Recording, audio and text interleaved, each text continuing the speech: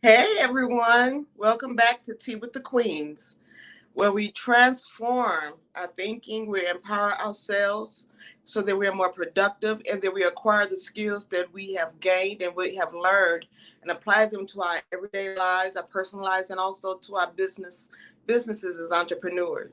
So it's all about empowering ourselves to take things to the next level. So I want to welcome you to Tea with the Queens. And today I have an awesome guest, and we're going to be diving into some things, and we're going to be talking about health. Sometimes we overlook our health, and sometimes we underplay it because we don't want to deal with it. But today we're going to get into it, and we're going to deal with it, but we're going to deal with it in a different way. We're going to talk about wellness. We're going to talk about holistic wellness. And so I have a special guest, and her name is Sarah Dawkins, and she's going to come and she's going to introduce herself, and then she's going to share with us about her journey. And we're just going to kind of get to know her and learn from her today. So without further ado, I would like to bring up Miss Sarah Dawkins. Hi, Millicent. Hi, Thank you how for are you? inviting me. I'm great, thank you. How are you? I'm good. Thank you for coming and sharing with us today. I'm excited to learn because I need to learn. So I'm so excited what you have to share with us today. Thank you. So, we want to get into it. So what I would like to know is, who is Sarah Dawkins? Who are you? Oh, it took me a while to find out who I am because we tend to relate ourselves to our job title. And for years, I was Sarah Dawkins, the registered nurse. Yes. As Sarah Dawkins, the wife, the mother, the grandmother, the all of these titles, but actually, who are we at our core? And I'm a open book. I love nature. I'm a bit of a hippie soul and a gypsy heart, and just loving life. And that's beautiful. You don't really hear about the gypsy role and the what's the other one you said? The Hippie, hippie. Yes, you don't yeah. hear about that much often anymore. But I wasn't in that time to understand hippies, but I do know it's a significant part of our culture of our nation, and they left a big impact in so many different ways. And one of the things about that particular group that I've learned, over time, is that they really believe in being free. Yeah. And that is the beautiful thing. And I think that's kind of how everything kind of ties in. What we're going to talk about today is that freedom. It's that way of expression that we need in order to be free, to be able to express ourselves in a free manner. And that's what I always love. I love that. And that's always that is a good area to study, really what was going on in that era. Because the era that I was attracted to was, I don't know what era this was, but the Fifth Dimensions. It's a singing group, and they sing songs like "This Is the Age of Aquarius," and all of Yeah. those. That kind of music. That now I resonate with that kind of music because it is such a. It feels like a peace. It feels like a fresh a fresh wind that comes in. So like I said, it's good to be able to study that area and that purpose. So when you said that just kind of, sparked not that I was trying to go in that direction, but that just sparked something for me. Yeah, it took you back down memory lane. Yes. So can you kind of share with us about your journey, and you say nursing. What was your journey with nursing? So my mum was a nurse, and I always liked what she was about, caring for people, helping people in their vulnerable times, helping them back on the road to recovery, to healing. And that really resonated with me, and I wanted to be a nurse. So I did my nurse training a little later in life, and qualified in 2001, and that's it. I'm going to be a nurse forever. This is my dream job. But in 2005, so only 4 years later, we'd moved to America, and I was nursing over in America from the UK. Okay. Um, and one of my nurse colleagues questioned something that I was doing at home with pharmaceuticals. I'm like, why would she say that? Because she's a nurse and I'm a nurse, and we deal with pharmaceuticals, and that's what it's all about, right? So I went off and started doing some research about how our body can heal itself. Because, when we cut ourselves and bruise ourselves, we don't even think, I wonder how I'm going to heal that. We just True. know we'll heal.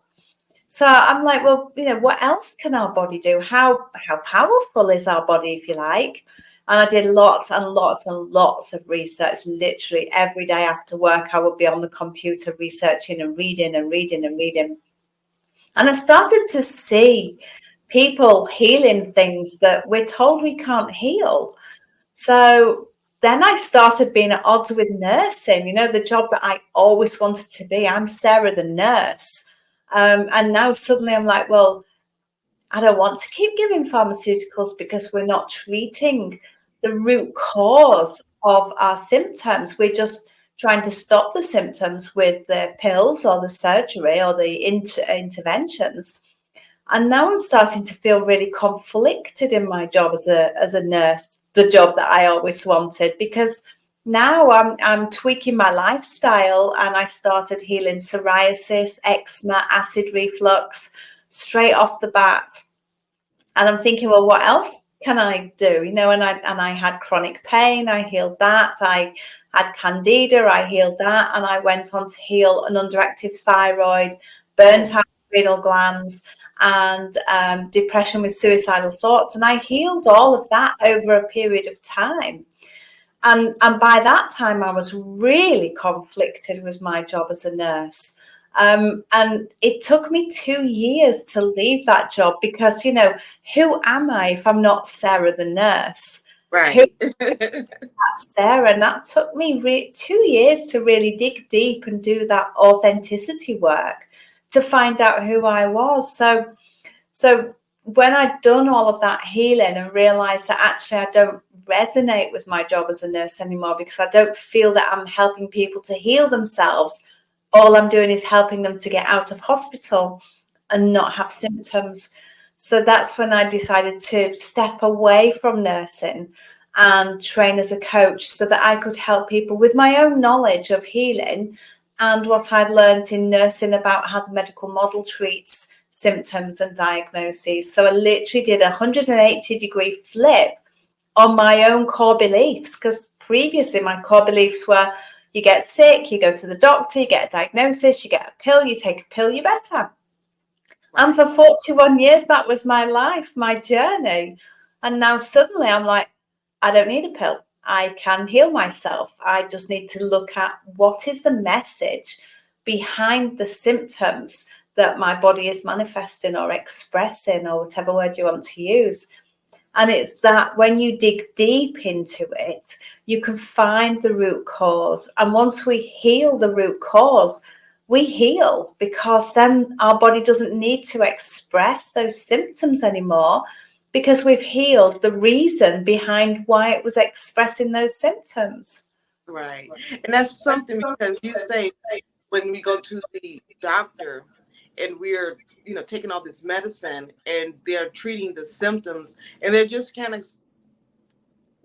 of, just suppressing what we're going through, but they're Yeah. not really healing what it is that we're experiencing, the root cause of everything. And you said something that sparked me was when you talked about the thyroid, and that's something that I deal with, and I don't have one right now. Not that I would get one, but I just don't have one. And I went through so much with that, so much, and I'm kind of going through something with it now. And it's like, okay, you just get tired of going back and forth, back and forth. It's like, Yeah. I know that there's something that can be done that, could stop all of this madness, can stop this flow of what I'm going through. Yeah. But they do just enough, it seemed like, just to satisfy you and, keep you content so that you can come back. And that's just kind of how I feel like it's just a Yeah. circle that you And constantly. and it's not health care, it's sick care, because you stay sick Right. and you stay in the system. And I don't, and I just don't like that. And especially, and it's just amazing how we're talking about this today, because just this past week, I'm like, I need to do something different. I just didn't know what to do. I just Yeah. know I need to do something different for me, because I'm getting, up in age, and I just want to feel better. And Yeah. taking medicine, and constantly going to the doctor, constantly getting the blood work, and the blood work is always up and down. It's always in range, out of range, in range, out of range, and that drives me crazy. And I'm like, Yeah.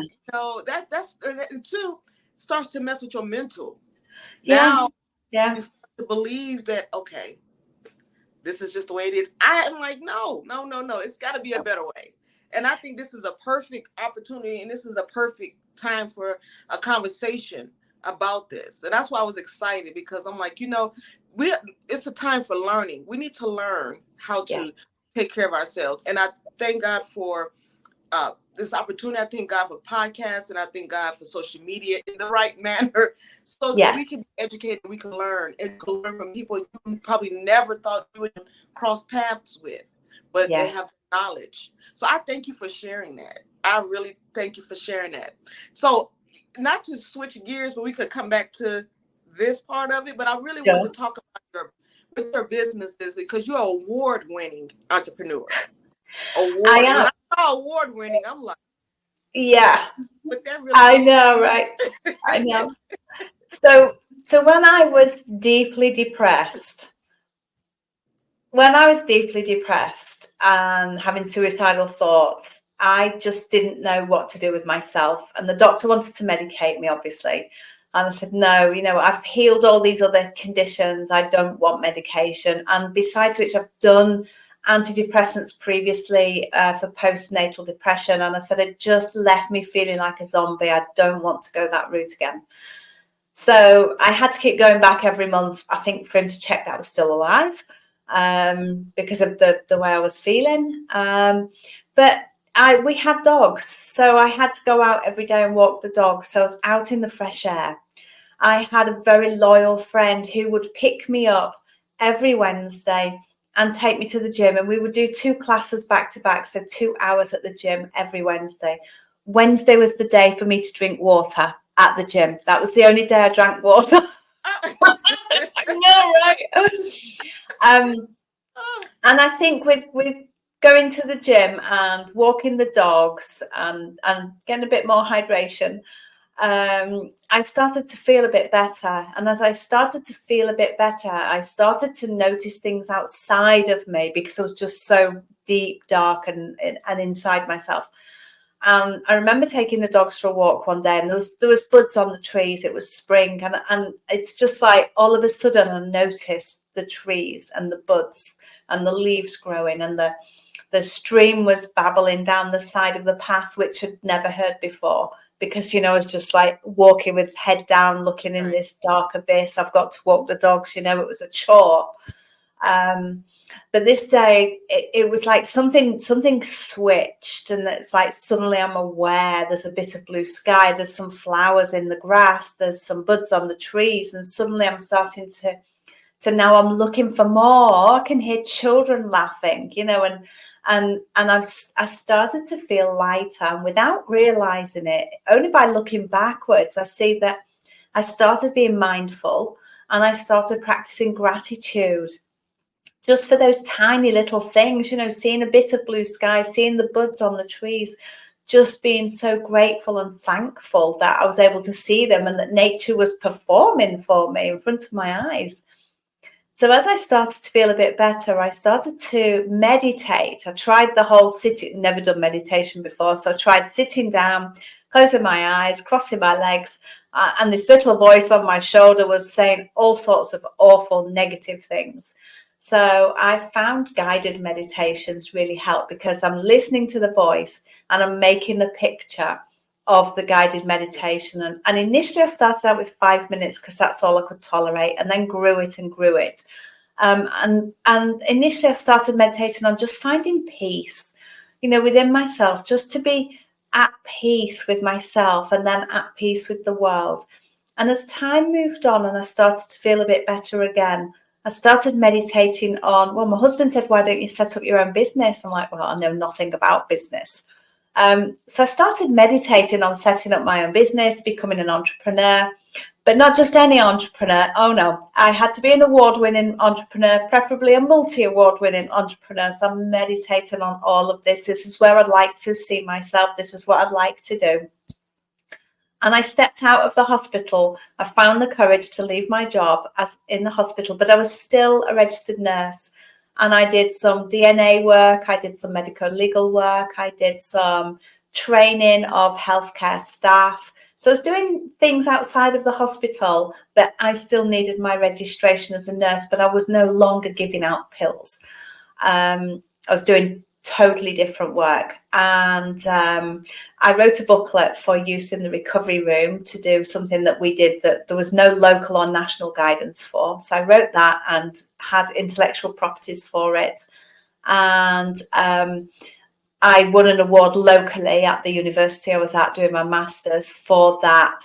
The guys, the judges said, I've made something out of nothing, so definitely needs an award, which I thought was very nice. And then the university said, why don't you apply to National Freelancers Day for the UK? You know, so the whole of UK, any entrepreneur could apply for this. I'm like, well, I don't know. It's, you know, one thing being just local here in the university. It's another thing putting myself out in that big wide world. But I did. I thought, what the heck? And applied for it. Was called down to London as one of the top 15 in the country. So I went down met 14 other people. You said to London? London. Yeah. It's so busy in London. It's not I like the country and the tranquility, and London was just like not in my comfort zone. But anyway, I went down to London and I came second in the UK entrepreneur contest for that year, which like blew my mind because, you know, I was just a nurse, and then I'm just an ordinary person. And here I am winning these awards. So I thought, well, I meditated on this. And here I am now winning these awards that I'd meditated on. And it's just so powerful. And it manifested. It certainly did. Yeah. Yeah. Saying that, and I'm not, you know, just a tidbit in there. It sounds like when you say self-healing, there's self-preservation. That's just that, you know, telling yourself, and you're digging deep and you're meditating about this, and you're telling yourself, I can do this. Yes. And it manifests. And that's, you know, when you say healing yourself, that's kind of what I think of. It's coming into one with yourself, and you're thinking about these things, you're meditating on these things, you're desiring these things, and then when they start to come about, you're like, wow. Yeah. But you deep down inside. But you have to have that belief. Yeah, got to be in that. Yeah, you're right. Yeah. There's no need of going inside and doing all of this, and you still like, well, maybe not. Yes. Makes no sense. Yeah. So yeah, but because I'd healed myself by then, I'd healed all the well, I thought I'd fully healed, but I realized later I hadn't fully healed. I no longer wanted to be a nurse. I wanted to help people to help themselves, to heal themselves like I had done. So I gave up that business and trained as a coach and set up a coaching business. And it was through my coach training, I realized that to truly heal, we have to deal with our past and those traumas and those things that we don't want to look at because we've pushed them down. And whilst the memory of it might fade, the emotions associated with those traumas, whether it's a big trauma or a little trauma, it doesn't matter. It's how we hold it. And the memories are still there. So if we think we've forgotten or we think we've let it go, and something similar is happening in our lives, or our subconscious mind goes, oh, that's very similar to what you went through, so let me throw this emotion out. Right. So the emotions from our past still come out. Those triggers. Yes. So we have to heal our past. And that was the final piece of the jigsaw that I didn't know that I didn't know. because I'd done the physical stuff. I started eating better and hydrating, drinking water every day, not just on a Wednesday. It's not on Wednesdays. I know. That was And I'd done the spiritual stuff with meditation. I'd come back into myself. I started listening to that little voice inside of me. And I'd done the mental work with the practicing gratitude and being mindful, but I hadn't done the emotional work. And it was like, so I realized as I was doing my coach training that there's 4 pillars to health that we have to address: the physical, the mental, the emotional, and the spiritual. And we need to address all of those 4 together to be totally healed. And I was taken on an internal journey to find my hurt, to have a conversation around it in a safe space, and then brought out of the meditation. And it's like it just clicked. Everything just came together on what happened, why it happened. I got understanding around why it happened, to be able to forgive the people involved and then let go. And that truly is so powerful, that forgiveness part of the emotional healing. When you talk about forgiveness, even recently, I think about some things that I was holding on to and the weight of it. It was Yeah, just weight. And sometimes I was allowing that unforgiveness to rule my life and my day. And yeah, I didn't realize it. So there's certain triggers would come up, whether I would see something with them, or sometimes they can even just be doing something miraculous and something powerful, and I would just instantly get irritated because I'm thinking about what they did to me or yeah, something that offended me, and I'm like, but everything's just like so jolly for you, and I'm still dealing with this. And it was the weight of it was just sometimes unbearable, and it would just take my whole day, and I'd just be in a place, and yeah, I hated that. And I was like, I cannot allow those things to rule my life anymore. I can't. I have to forgive, and I have yeah, to deal with the trauma, and I have to learn that even if they don't come back and make it right, which a lot of times they probably don't even know how to make it right, I have to make it right for myself. So yeah, that's that feeling of heaviness when you holding on. yeah, Like I said, the trigger could even be just seeing their face and this yeah. and their smile. That's nothing. You're laughing, you're smiling, you're happy. I'm mad because of what I went through. You Yes, know, yeah. they moved on. And exactly. And sometimes the people who hurt us have forgotten what they've done or said, and we're still holding on to that heaviness. And when we do the forgiveness work, it's not for the other people, it's for us.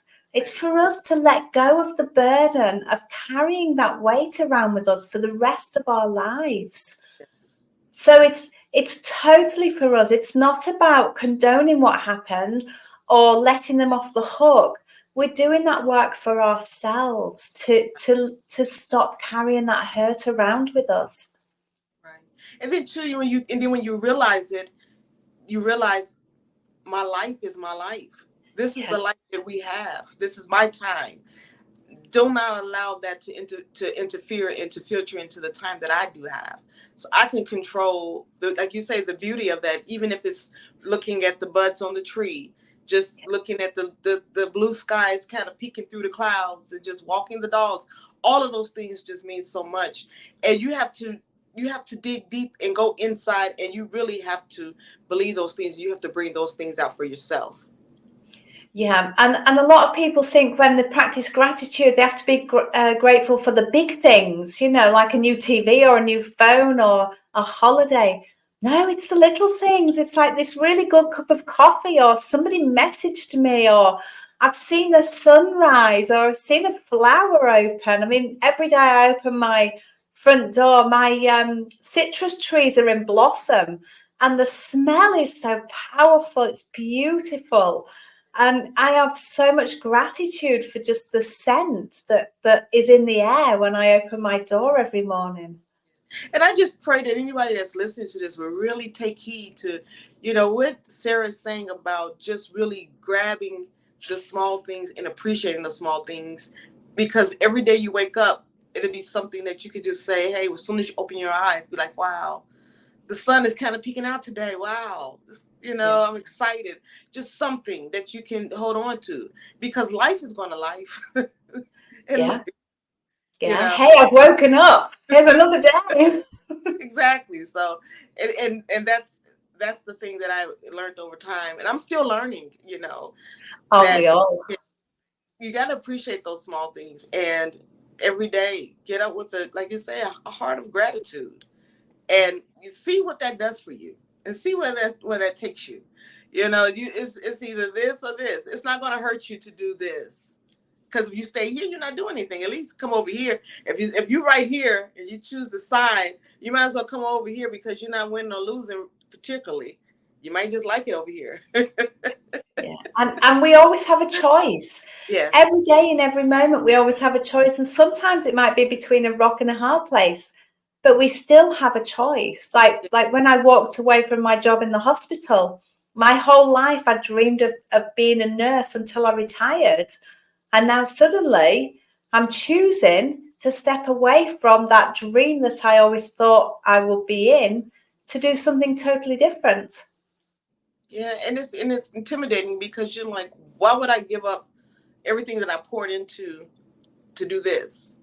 But sometimes inside of us, when you're connecting with yourself inside, you know that it's okay. It's okay. This is the life that we have. This is our canvas. So we can paint it, and it's okay to make it as beautiful as you need it to be. And sometimes, the nursing may be on this side of it. You got some trees and some grass and everything, but over here is your business, the entrepreneurship, the healing. All of those things may be right here, but they all can complement each other, or have in your life. But the canvas is still being yet created, and we can make it as beautiful as we want it to be. That's kind of how I look at it. I'm just Yes. I'm just I'm just putting branches. I'm just extending the branches on my tree, and Yeah. eventually, when that tree no longer is there, I don't want no regrets. I don't want to say, I Yes. have done this, or maybe if I had just done that. It's okay. Just step out on Yeah. faith and do it. Follow your heart. You just never know. And the beautiful thing about that is being able to realize that you can follow your heart. A lot of people, Yes. it's just like being on the ledge. They're just afraid to just. Yes. Yes. And we did that when we moved to America. Yeah, I qualified as a nurse in 2001, and we moved to America in 2004 forever, Yeah, to live in another land and and I know try that out that the culture. challenge. I know that was a challenge by itself. But that forever lasted 2 years, and then we moved back to the Oh, UK. you're back. Okay. Well, yes, but no. So we took that leap, because you can do anything you want to. Really, everything's a choice. Yes. Obviously, there's risks, and but there's also benefits. So we Yes. did that for 2 years. It wasn't quite what we thought it would be. So we moved back to England, and from there we moved to Wales, and from there we moved to Spain, and we've been in Spain nearly 7 years now. And I know that it's beautiful there, Yeah, because I've always wanted to visit, and I know that, and like you said, I'm painting my canvas. I'm gonna end up there, Spain and Italy. nice. I always wanted to do. Is it Yeah. Italy, Spain, or Spain and Italy? Am I saying it right? Oh, no, Italy is not Spain. It's No. two countries. Okay, excuse my ignorance, you all. But I do want to visit both those places, Yeah. Italy, and just the beauty of it, and to be able to just have that and say, hey, this is something that I want to do, and Yeah. then just go ahead and just do it. You just got to Yeah. do it. And Yeah. and when you say you think you can't, I promise you, if you plan and you really plan to go to the places you desire to go to, you'll realize that it's not difficult to go. The money that you think it's going to cost, it might not be as extravagant as you think. And if you plan to, savings, if you really plan, you can go and you can do whatever it is that you desire to do. Sometimes it just takes that sitting back and just saying, hey, let me plan, let me find out what I want to do, and making it happen. So Yeah. yeah, that's a beautiful thing. So Spain is it right now, huh? Yes, yeah. But I mean, when we were telling people that we're selling everything, you know, the house and all our belongings and everything to move to America, a lot of people said, "Well, what if it doesn't work out?" Well, if it doesn't work out, we'll just go back to England, Yes. which is what we did. You know, it's not a failure. We had so many wonderful experiences. We bought an RV in America and we went and toured around. We lived in Florida and we went and toured around the whole of Florida over the 2 years that we were there. And we met some beautiful people that we're still in touch with now. So there is no failure. We thought we were going forever. It turned out 2 years was our forever, and then we went back. But Right. it's about trying. It's about, as you say, grow your tree and you know, make choices to give yourself life experiences. And if you're blessed to have the room for it, expand. That's what I say. If you're blessed to have the room for it, expand. Just step out. And that's what I try to encourage others. If you have an idea about something or a desire, don't sweep it under the rug. Your desire is just as valid as someone else's desire or Yeah, their goals or their, hopes and their dreams. It's not ridiculous. It's not out of reach. It's not none of those things, but it's about your mindset and how you see it. And if it you is. see it as impossible, then it's not going to work out. But if you see it, like we used to go to Disney World, Florida every year. And I know it's Orlando, Florida, but I always say Disney World, Florida. We used to go every year. And we went for a period of time, 10 years in a row. And we would go in different types, groups of people. We would always have a planning meeting at the beginning of the year. And well, kind of like at the end of that previous year, beginning of the year. And we would talk about what it would take. And I actually had people in the group that said early on, well, I'm not probably not going to have the money, or I don't think I'm going to be able to go because I probably won't have the money. We talking about months away, but you haven't even taken the time to plan. You haven't taken the time to see what it would take for you to get to that point. You just gave up. Yeah, Eventually, they end up going some years later, but I say, how can you give up without trying? At least try. yeah, So I always say, no, don't just give up at the beginning. Always, push forward. And if you find out you can't, then say maybe not now, but maybe this time, next time it would happen, or just keep moving. That's all I say. Just keep going. Just keep going. You just and don't have regrets for things you do. yes, The only regrets we should have is for the regrets that we don't do. So right. take all those opportunities and just try them. Some you might not like, some might not work out, but some might just be the best thing ever. Yes. And then you'd be surprised, be like, man, if I didn't know, dang, I almost missed this opportunity just like that. And Yeah, just getting up and just going. That was happened to me. I was going to go to a seminar, and I was like, well, I'm gonna go. Got up. It was raining that day. I said, well, maybe I just catch up with him another time. Some said, get up and go. And then I got up and I was like, okay, I'm gonna go. Then I started making excuses again. Then I had a nudge that was real strong. Get up and go. And I went and I got up and went, and it changed the direction of my life. Just that seminar that I went to, and going and being obedient and just saying, hey, I'm just going to go. Taking that time out. And I didn't know that was going to be a building block for me. So sometimes you just got to go. Sometimes you yeah, just got to, don't worry about the weather. Don't worry about what's going on around you. Sometimes life is a storm and things are yeah. going on. Sometimes you got to push through and just go anyway, because you never know where that would land you, and where that would take you. So thank you for sharing that. I mean, that is a word right there. That is a strong word. And we haven't even really gotten off into some of the other things I want to ask you about. So I'm gonna ask you about being because it's so much, and it's so fascinating what you're talking about. I want you to kind of just give us a little bit about being that keynote award-winning keynote speaker, because it's a lot of women, a lot of women, and men too, but a lot of women are now looking at the career of being speakers, and they're growing their career Yeah. to be a speaker. So, what was your journey like? So the award winning was the entrepreneur. Okay, Multi okay, award winning was the okay, entrepreneur. The keynote speaker happened by accident. I was approached through LinkedIn to talk at an alternative health summit. okay. And so when I shared what I was going to talk about, they turned around and said, we'd like you to be the keynote speaker. Now, I can talk in front of people in groups because part of my job as my first entrepreneurial role was teaching. So I did some classes on teaching after I realized being a teacher meant I have to stand in front of people and teach.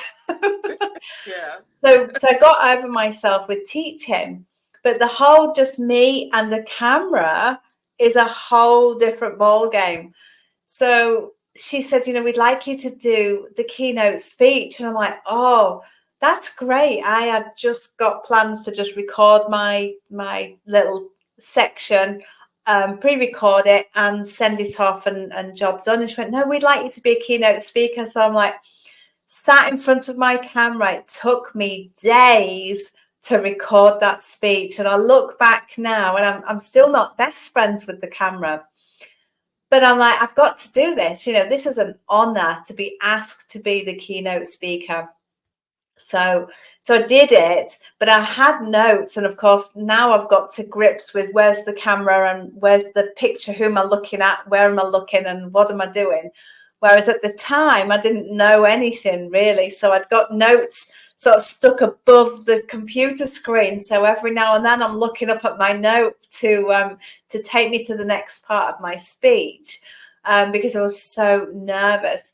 So I did the keynote speech and it's on my YouTube channel, Sarah Dawkins Essential Health, but I look at it now and I can see how far I've come being on camera from where I was. And it's so easy to pick fault and go, you're looking up at your notes and you can see and you look so nervous. But part of me wanted to say, no, I don't want to do it. But part of me was like, this is something huge for you. So that's why I agreed to do it. And again, it's about believing yourself, believing your ability. We all start somewhere. We can't be perfect from day one. Right. And actually, when we realize that perfect doesn't even exist, it makes it even easier. But just get up and show up and do what you feel called to do. Feel the fear and do it anyway. It's one of those, just do it. Yes, we can look back and go, oh my God, what was I thinking of? It looks so awful. I didn't do that and I did that. No, just let it go. Just show up and share your message. Your message is your medicine. Just keep sharing it. That's good right there. Your message is your medicine. That is good right there. Yeah. That is so good. That is so true. And like you said, it doesn't have to be perfect. There is no perfect. It doesn't exist. I was waiting on, I was like, oh, I was just all over the place. I got to do this. I got to do that. I don't want to show up crazy. I want to look, right. I want to look the part. Just show up crazy. I'm just, sometimes I say, and I don't want to say it, but sometimes it just come out. But you know what? I just keep going. I get better at it. The message will come across. But don't feel like you have to be perfect to start. No. Starting and doing is where you gain your experience and you gain strength and you gain the knowledge. And then you start to perfect, not getting perfect, but you start to perfect it to the point where now you're starting to see the fruits of your labor. But if you never go out and plant the seeds, you're not going to see it. So you start somewhere. You've got to. That's amazing because when you talk about someone wanting you to be the keynote, it's like you feel like, man, these opportunities are coming and they're knocking on my door. I didn't even ask for them. Yeah. But because you make yourself available, you put yourself out there, you say, hey, I'm just going to make sure that I'm doing what I got to do, doing what I desire to do, and have faith that I can do it. And you never know what is on the horizon for you. But you got to get out. You got to get up and you got to get out. You do. And when we look back at it and pick fault with it, we need to look back with the eyes of compassion and go, do you know, I was so terrified, but I did it. I showed up and I did what I needed to do. Yes, there's faults with it. Yes, I did this, or I didn't do that, or I said this, or I didn't say that. No, it doesn't matter. I got up and showed up. And that's the thing, and too, with looking back, you're so critical, be like, oh God, I'm so Yeah, embarrassed. But you yeah, gotta look back sometimes just to see and to measure where you are. It's okay, like you said, it doesn't matter. You did it, and the message, I promise you, the message that was intended to go out went out, and those that needed to hear heard. Don't yes, feel like it's in vain. Go for it, just do it. And that's what we have to do. And I want to encourage entrepreneurs. I want to encourage speakers, authors, podcasters, interviewers, whatever you're doing, just do it. yeah, And just go and just give it your all. If you're learning along the way, take heed of what you need to learn. Look at what you could do better. Reward yourself for what you did well, and keep it moving. And that's how we grow. And that's how we grow. And yes, that's what you have showed us and poured into us today. That I guess we're saying that we are that vessel. It's up to us. yeah, That our healing, our mindset, our success, yeah, we have those things within us. We just gotta acknowledge it, and we just gotta move. yeah. So can you, I mean, behind you, is that your book? Yes, in 4 languages. Can you explain that? And did you mention that before, or was it your first book, or is this another book? No, I didn't mention it. Okay.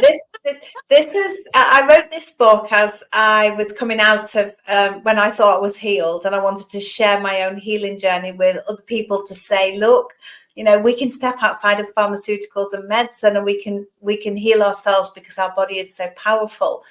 And I reached out onto social media, and 74 people came back to share their healing stories as well.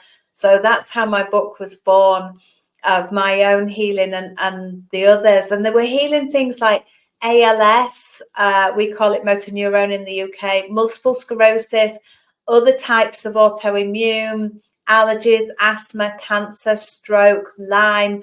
All these people have healed all these diseases that we're told we can't heal or that are life threatening, and yet here we are healing them ourselves. So I published it in English first on Amazon, and then I had it translated. I live in a very multicultural, tiny little village in Spain, and I had it translated into Spanish, Dutch, and French, because not everybody speaks English. And they're all available on Amazon. And now the English version is available in Barnes and Noble in the US. Okay. So what's the actual title, so we can all know, so that we Heal can Yourself. Heal Yourself by Sarah Dawkins. Yes, Heal it's Yourself, there's, Amazon. yes, and there's links to it through my website in all the Okay. different languages as well. And we But have in the a mean, website below. So we, with the website, they can go and they can get to your YouTube. yes, They can get to yes, So we're gonna look at the everywhere, website and get to everything. And then I'm everything. also gonna have information in things about you as well, so that they can see and they can get information in order to get in contact with you, or to purchase, or about your programming, all of those different things. So I got probably one more question. I would like to know about your coaching program. How can someone participate in your coaching program? So they can contact me through my website for I've got different coaching packages. But I've also written a course called Heal Yourself at Home, which is like a step-by-step self-directed study course for all the different elements, the mental, the physical, the emotional, and the spiritual parts of healing. And there's links to that through my website as well. So they can do it with me in a coaching package, or they can do it without me by themselves through my course, through my web, which is available through my website. Okay. And that, name of your course? Heal Yourself at Home. Okay, Heal Yourself at Home. Okay. So we got Heal Yourself, then we have the course Heal Yourself at Home. So I want to Yeah. make sure I get the links as well and have those available as well. Thank So, you. have any, I guess, anything you want to pour into us before we end it out, and share with us just one last Yeah. Encourage word. Yeah, I would say the biggest thing that you can do for yourselves is reduce your stress levels, because stress causes inflammation in our bodies, and inflammation is the root cause of disease and disease. Disease, sorry. Oh my gosh. Stress causes inflammation, which is the root cause of pain and disease. So if we can heal our stress, and stress comes from the way that we look at the world. You know, why do we get stressed? Because chances are we're trying to control things outside of us that we don't have the ability and capacity to control. We can only control ourselves. We have no control over anybody else or anything else. So when we start looking at how we're perceiving the world and why we're getting stressed, and looking at what we can control and letting go of what we can't control, we can reduce our stress levels massively. And in doing so, it reduces the inflammation in our bodies, which helps reduce pain and it helps reduce disease. Yes. So stress, and it's, it's true. They say stress is the number one killer, but the Yeah. stress itself is probably not the killer as it is the what it's attaching to, like you say, the disease Yeah. and the pain. So we have to be aware of our stress, and Yeah. that's why this particular conversation today was so important to me. And it's, some personal reasons and some people that's around me that I know that are personally going through some things, and I would like to share this knowledge with them in the book and things like that, because this is for real, for real. This is about the quality of life, and it's about having life. And this is a very, very, very important conversation, a very important subject, because we need to do something in order to increase our quality of life. And it's not the duration of how long you'll be here in this world, it's the quality of the time that you It have. is. Absolutely. It's That's what we always quality over quantity. that's what we want to focus on. So Yeah. I thank you so much, Miss Sarah. I promise you, this has been a treat. I mean, just even getting to know you, I am honored. I am honored. I've learned so much, and I just feel like the dialogue was just great, and it was just. I think the information that we all need to know and we all need to hear is here, and it's just not, to me, by coincidence that this information just came out around this time.